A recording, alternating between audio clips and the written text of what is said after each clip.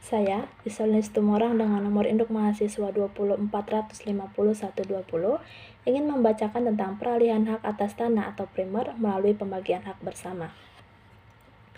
Pembagian hak bersama bisa karena untuk membagi hak bersama karena waris, atau dalam akta pemisahan dan pembagian waris, mereka dapat bersepakat untuk melakukan pembagian sebidang tanah tertentu hanya dibagikan kepada salah seorang ahli waris saja, misalnya B, yang memperoleh tanah tersebut atau tanah tersebut dibagikan kepada 2 orang ahli waris dengan menyebutkan secara tegas bagian masing-masing. Ahli waris atau para ahli waris yang memperoleh hak atas tanah tersebut bukan berasal dari para ahli waris lainnya, akan tetapi langsung dari pewaris. Demikian sebagaimana dinyatakan dalam pasal 1083 KUH Perdata, perolehan hak tersebut bukan terjadi mulai saat dibuatnya akta tersebut, tetapi terjadi terhitung sejak meninggalnya pewaris. Pemisahan dan pembagian dalam pemilikan bersama yang terikat ini bersifat deklaratif dan mempunyai daya berlaku surut.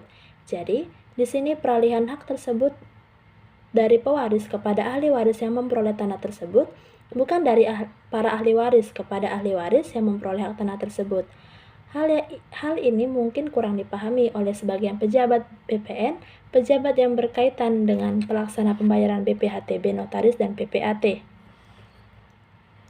Berdasarkan pengertian tersebut, maka jika kita lihat dari hakikat pemisahan dan pembagian hak bersama yang berasal dari warisan, maka jelas bahwa pemisahan dan pembagian hak bersama yang berasal dari warisan tersebut bukan merupakan objek pajak BPHTB, karena dalam hal tersebut tidak dapat peralihan hak dari ahli waris yang satu kepada ahli waris yang lainnya. Yang ada di dalamnya adalah peralihan hak dari pewaris langsung kepada ahli waris yang memperoleh tanah tersebut. Pembagian hak bersama dengan pembuatan akta pembagian hak bersama. Akta APHB adalah akta yang dibuat untuk melakukan pembagian hak bersama milik beberapa pemegang hak.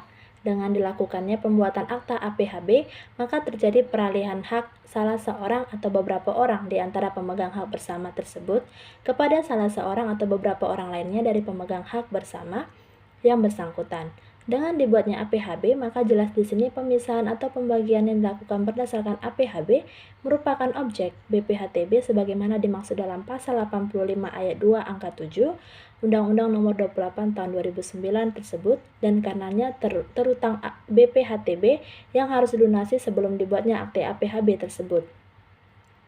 Di dalam perolehan hak karena warisan, pembuatan APHB ini dilakukan jika sertifikat tanah hak bersama tersebut telah dibalik nama ke atas nama semua ahli waris.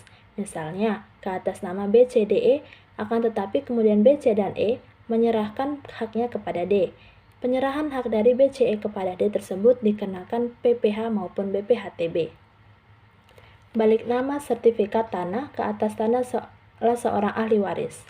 Jika ternyata para ahli waris mengkehendaki tanah yang ditinggalkan pewaris tersebut dibagikan kepada salah seorang ahli waris saja, misalnya B, C, D, E sepakat bahwa tanah tersebut akan dibagikan kepada B, maka mereka dapat membuat akta pembagian waris, baik yang dibuat dengan akta notaris maupun akta di bawah tangan.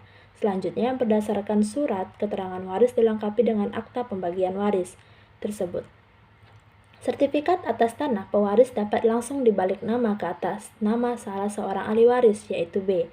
Kemungkinan tersebut dinyatakan secara tegas dalam pasal 42 ayat 4 PP nomor 24 tahun 1997 tentang pendaftaran tanah, yang diatur lebih lanjut dalam pasal 111 ayat 5 PPNA garing KA BPN nomor 3 tahun 1997. Jika salah seorang ahli waris adalah WNA. Jika salah satu waris adalah WNA karena sebab apapun dan tanah tersebut berstatus hak milik HGU dan HGB, maka berlaku ketentuan pasal 21 ayat 3, 30 ayat 2 atau pasal 36 ayat 2 Undang-Undang Pokok Agraria. Ahli waris tersebut tetap berhak untuk mewarisi tanah tersebut, namun dalam jangka waktu 1 tahun ia wajib mengalihkan hak bagiannya kepada pihak lain yang memenuhi syarat. Menghadapi permasalahan tersebut, maka memang sebaiknya yang WNA tidak memperoleh bagian atas tanah tersebut. Jadi, tanah tersebut dibagikan ahli waris yang WNO sehingga selanjutnya sertifikat tanah tersebut dibalik nama ke atas nama ahli waris yang WNI. Penyelesaian lain yang disarankan yaitu ahli waris WNA membuat akta penolakan harta peninggalan dan penolakan yang ia lakukan hanya semata-mata agar tanah warisan tersebut dapat dibalik nama ke atas nama ahli waris yang lain dan segera dapat dijual dan ahli waris yang WNA dapat menikmati warisan dari hasil penjualan tanah dan bangunan tersebut. Tetapi, kadang penyelesaian melalui penolakan warisan tidak menyelesaikan masalah, tetapi menjadi masalah baru. Karena, berdasarkan ketentuan pasal 1058 KUH Perdata, yang telah menolak harta peninggalan pewaris dianggap tidak pernah menjadi ahli waris. Jadi, ia tidak lagi berhak apapun atas harta peninggalan pewaris.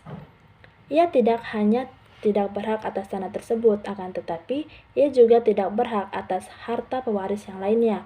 Inilah yang sering terjadi dalam praktek di mana ia menyangka bahwa ia hanya tidak berhak atas tanah yang bersangkutan saja, akan tetapi ia tetap berhak atas harta yang lain. Persyaratan peralihan hak pembagian hak bersama. 1. Formulir permohonan yang sudah diisi dan tanda tangani pemohon batas kuasanya di atas materai cukup. 2. Surat kuasa apabila dikuasakan. 3. Fotokopi identitas pemohon dan kuasa apabila dikuasakan yang telah dicocokkan dengan aslinya oleh petugas loket. 4. Fotokopi akta pendirian dan pengesahan badan hukum yang telah dicocokkan dengan hasilnya oleh petugas loket, jika tanah dan bangunan tersebut pemiliknya adalah badan hukum. 5. Sertifikat asli. 6. Akta pembagian hak bersama yang dibuat PPAT. 7. Izin pemindahan hak apabila dalam sertifikat atau keputusannya dicantumkan tanda yang menyatakan bahwa hak tersebut hanya boleh dipindahtangankan jika telah diperoleh izin dari instansi yang berwenang. 8. Fotokopi SPPT dan PBB 10 tahun ke belakang yang telah dicocokkan dengan aslinya oleh petugas loket. 9. Penyerahan bukti SSB atau BPHTB dan bukti bayar uang pemasukan. 10. Penyerahan bukti SSB atau PPHTB dengan bukti SSP atau PPH yang perolehan tanah lebih dari 60 juta rupiah. 11. Identitas diri jika pemilik perorangan. 12. Luas, letak, dan penggunaan tanah yang dimohon. 13. Pernyataan tanah tidak sengketa. 14. Pernyataan tanah atau bangunan dikuasai secara fisik. Sekian dari saya, terima kasih.